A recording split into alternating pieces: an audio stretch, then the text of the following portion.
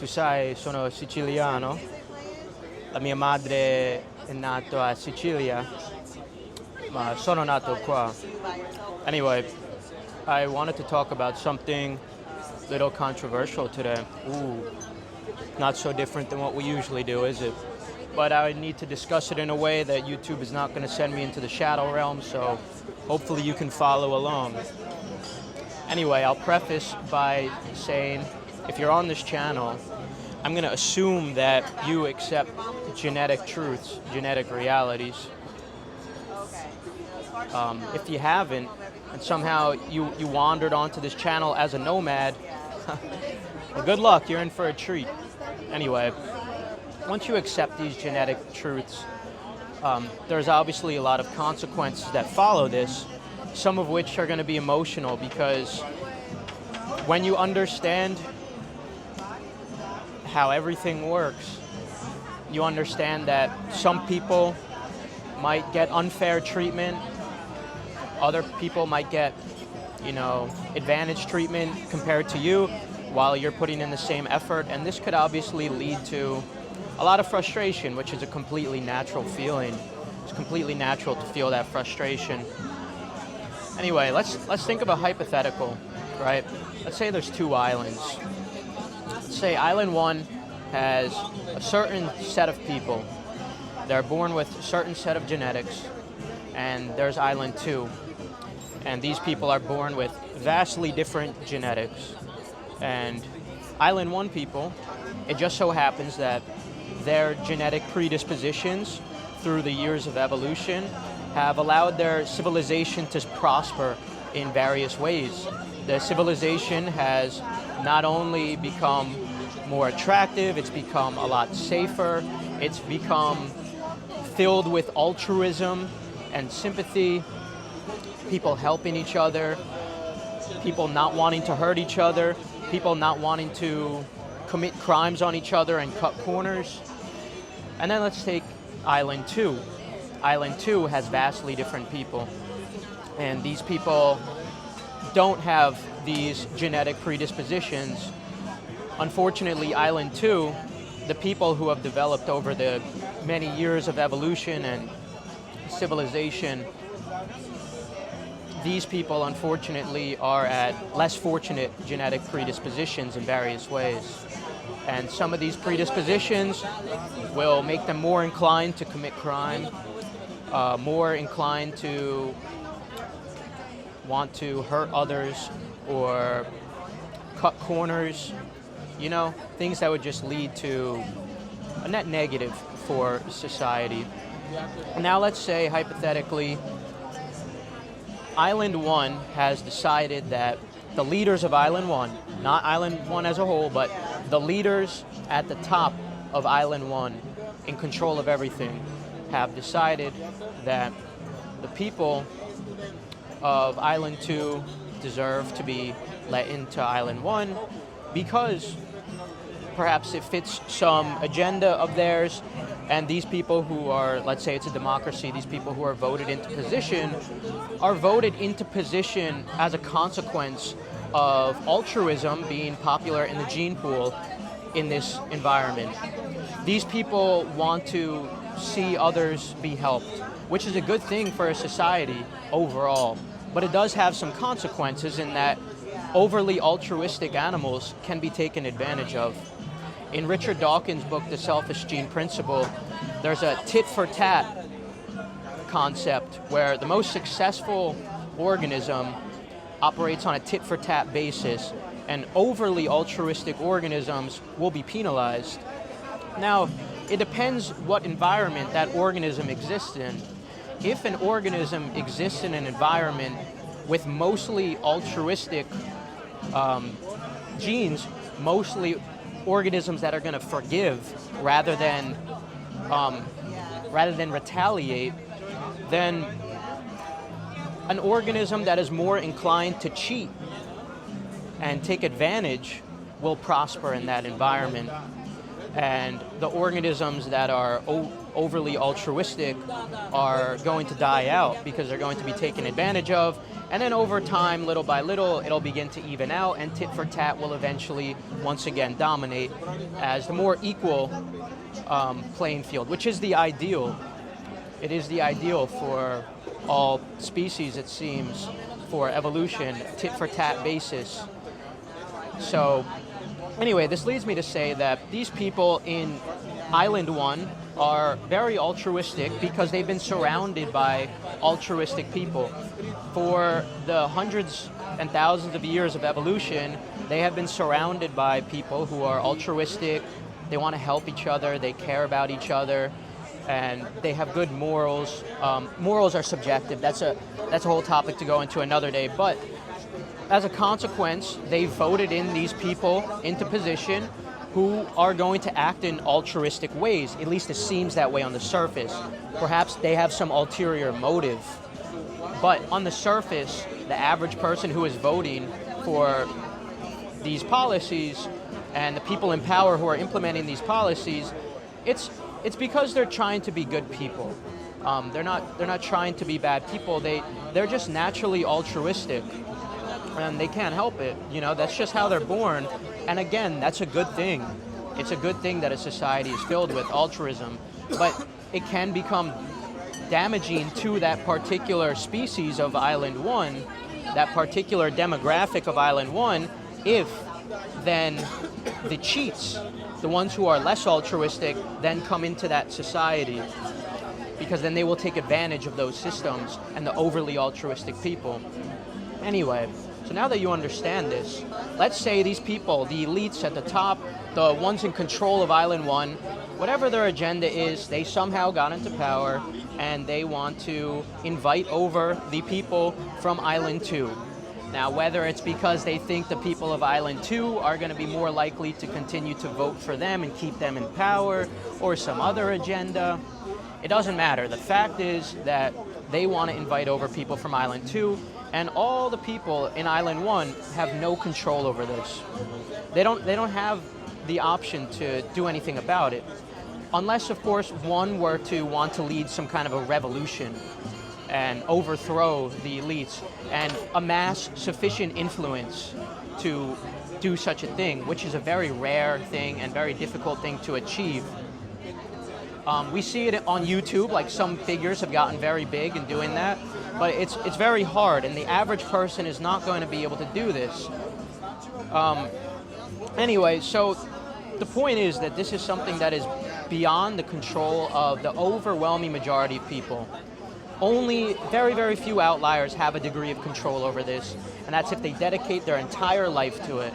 Their entire life to amassing sufficient influence and convincing the population that we should overthrow these people, because they're going to explain, hey, these people from Island 2 who are coming over, these are mostly cheats, and they're going to cause consequences for us altruistic people in this society.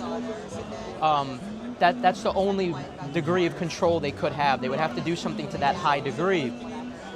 So this comes to a principle in Stoicism where what is on an individual level, so you understand this concept, right? You understand it. This is not something that is rocket science. If you understand genetics, this is something that is very fundamental. It's elementary. Just like, okay, people have genetics A versus genetics B.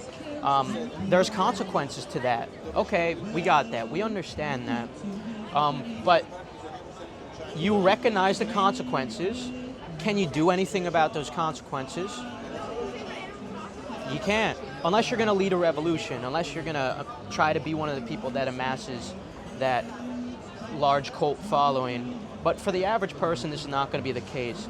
And this is why I made a video about 2 to 3 years ago on the main channel, Julius Perceiver, called Just Shut Up. It's called Just Shut Up because it not only has to do with people having consequences for trying to prove how smart they are and then being ostracized for having contradicting opinions to the general consensus, but you're going to you're going to face a lot of consequences in the society overall for your net quality of life by going against the grain so much and articulating these opinions and all. This is just one aspect of it. So that's why I made that video, Just Shut Up. Because it's not something you're going to be able to control. This is not something that is within our control, again, unless you're trying to lead a revolution, unless you're Napoleon or Hitler. You're not going to be able to have any control over it. So is it in your best interest, like in your friend groups or at your job, to go on and on about these genetic facts and how, like, oh, the people from Island 2 are coming over, like, damn them, they're ruining our society, and like, we need to put a stop to this. And then, like, yeah, some people are going to agree with you, and yeah, it feels good to get it off your chest, but that's just acting out of emotion and acting out of impulse. Stoicism preaches against this behavior. That fleeting emotional feeling, that fleeting emotional relief you get from articulating these thoughts and feelings, like, sure, you can cope and say, like, it makes me feel good, you know, I feel good doing this, or it's a fun hobby to do these things.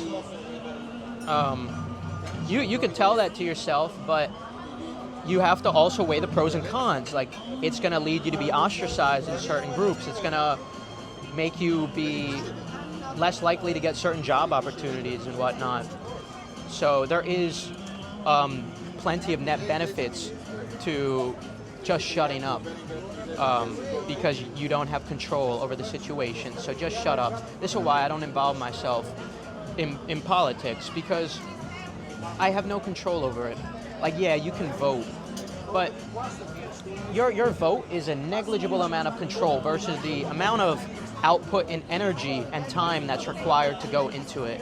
That's why I don't involve myself in it.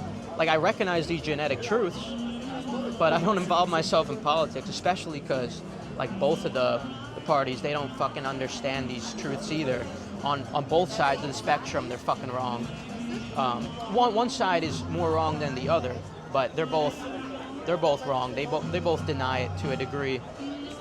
It's only a fringe minority on the internet who seem to acknowledge these truths. And remember, it extends far beyond just looks and dating. I'd encourage you to read the book Blueprint. But anyway, let's try to extend this to my next point. So let's say you're that person on Island 1, right? You're that altruistic person who values altruism in your society, and you're just naturally a good person. It is okay to accept that something is happening beyond your control and still treat the people of Island 2 with respect and with like, still being that good person, the altruistic person that you are, and treating them well and feeling sympathy for their struggles as well, without like misunderstanding the truth of the situation. Like, you could still believe in the truth. Like, you can acknowledge what's going on, but you don't have to make Island 2 people your enemy, because Island 2 people, they're just people. Like, they're not the ones in control. Like, it's not their fault either. Like, if you were in their shoes, you would be doing the same thing, coming over to the good island, you know? You'd be doing exactly the same thing. In the Turbo Normie book, How to Win Friends and Influence People by Dale Carnegie, it's mostly normie advice, but there's some nuggets here and there of really good info, and he even added some genetic truth in there, genetic determinism. He said, if you grew up like Al Capone, with Al Capone's genetics and Al Capone's environment, you would end up just like Al Capone. And this is in a normie book, this is in a Turbo Normie book, but it's absolutely true. If you were in Island People's 2 shoes, you would be doing precisely the same thing.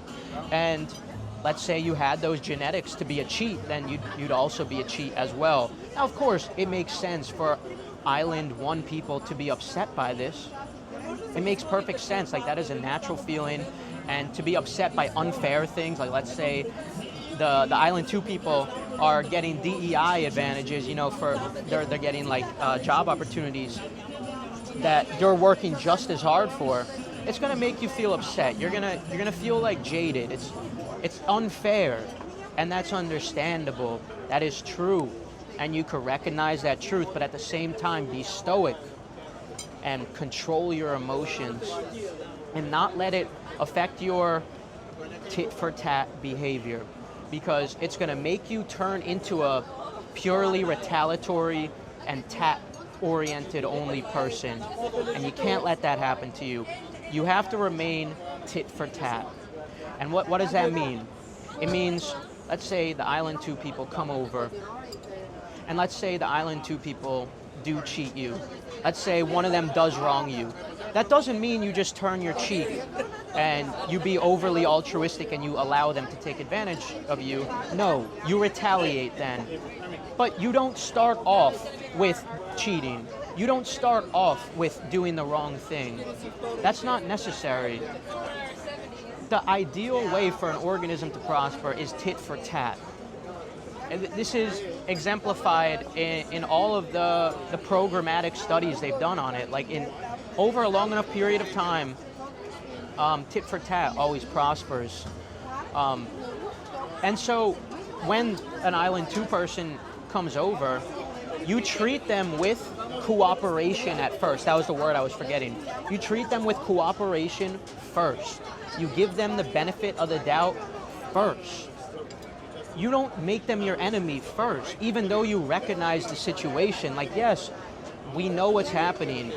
We know it's not the best situation, but it is still in your best interest to operate on a tit-for-tat basis, and there's many reasons for this. Internally, you're going to be able to continue feeling like a good person, a virtuous person, which is the most important thing in Stoicism. It's not money or status that's going to make you happy. It's feeling like a virtuous person. That's what's going to bring you real joy and fulfillment in life. And when you treat people with cooperation first, but then once they cheat you, then you retaliate. That's the proper way to go about it. So I'm not telling you to be a bitch. I'm not saying that at all. You absolutely should retaliate.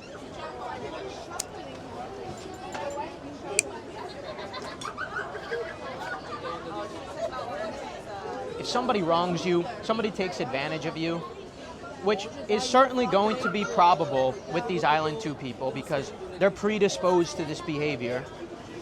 There's no free will. They can't choose it. They're predisposed to act like this. And it's okay to a degree to have your guard up because you understand statistics, because you understand, like stereotypes. Like there's a reason they exist because there's truth to them. But regardless of that, it's okay to have your guard up, but that doesn't mean you don't have to cooperate first. And always remember that these people are human beings. These people, they're not just numbers. These are people that you're going to interact with on an everyday basis. These are human beings that experience consciousness just like you do. And so it's natural for you to sympathize with their struggles as well. And so if you see someone going through something difficult, you don't have to say, like, they're my enemy. You don't have to say that. Like, I mean, you could understand it, like, on a concept basis, like, technically they're your enemy, like, in terms of, like, statistics and all.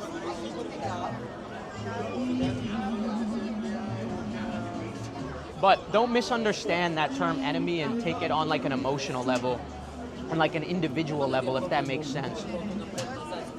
Like, don't get lost with that word. So, overall, you can accept these truths about life. You can accept genetic realities, while at the same time still remaining to be that good person that is acting on a tit-for-tat basis. When someone does you wrong, then you retaliate. Then you do it as well. But you don't have to immediately treat them as an enemy just because they're an Island 2 person. I don't think that's a productive thing overall, but that doesn't matter. But for yourself, internally.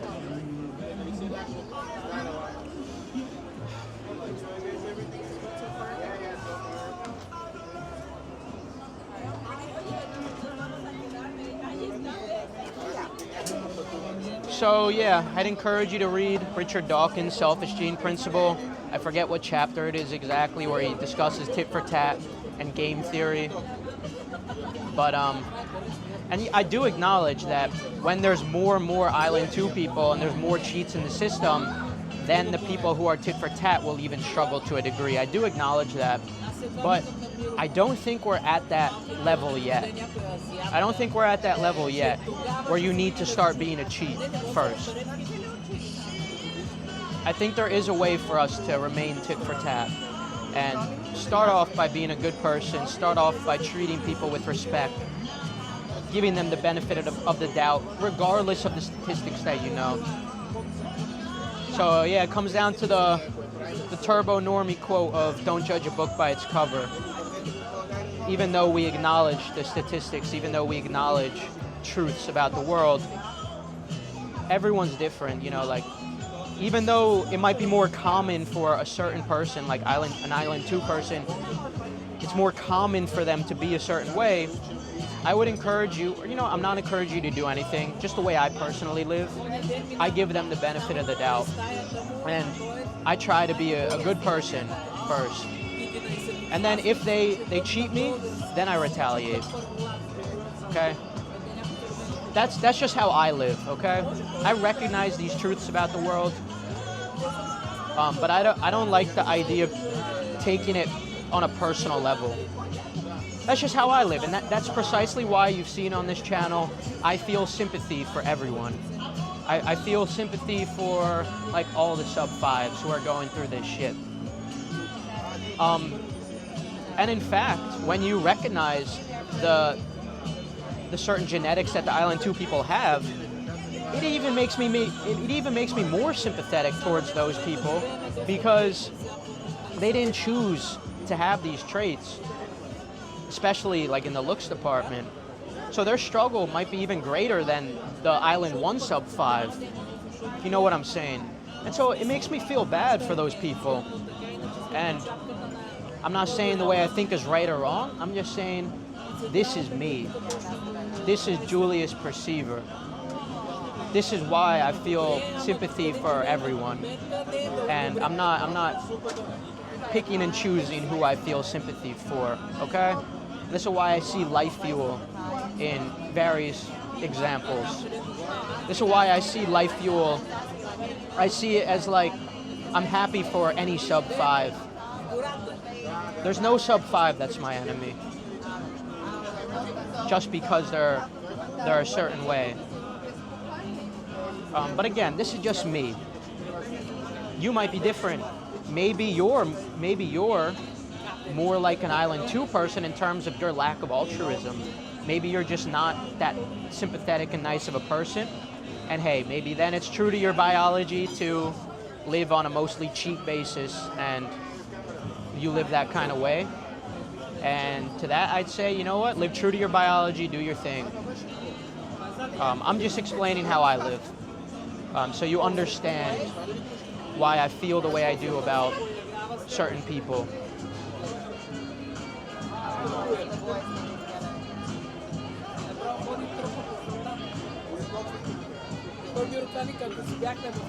All right, now we're in Little Italy. I'm surrounded by families and everything talking about this neurodivergent autism. I don't care though, like I literally don't give a fuck, as you can see. It's another great concept in Stoicism, just letting go, not caring what anyone thinks. So maybe you can learn from me, or maybe not, I don't know, like I'm not trying to tell you to be a certain way. I'm just telling you how I am, so you could understand. But in the same way you have no degree of control over changing any of it, that also means you don't have to go out of your way to support it. And it's in your best interest to not support it.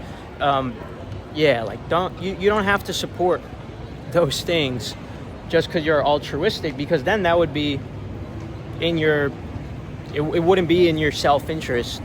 So it makes sense, like, why you shouldn't go out of your way to support it. But it's something that's out of your control. So unless you're gonna lead a revolution, just let go and operate on that individual basis that I was talking about. Again, don't go out of your way to support this.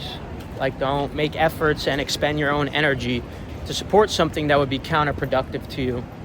And again, even though your level of influence, even though you have like no net effect, the same way like going against it has no net effect, why would you expend energy to even inflict that like negligible negative on you? You wouldn't do that. Even though it's negligible, like you wouldn't expend energy to inflict a net negative on yourself. Yeah, that would be cucked. But yeah, just let go and accept things for how they are. Unless, again, you are planning to lead a revolution. Maybe one of you watching are, I don't know. But if you're just like a regular guy, just let go and think about it on an individual level and use stoicism to control your emotions, and don't always go for that fleeting emotional feeling.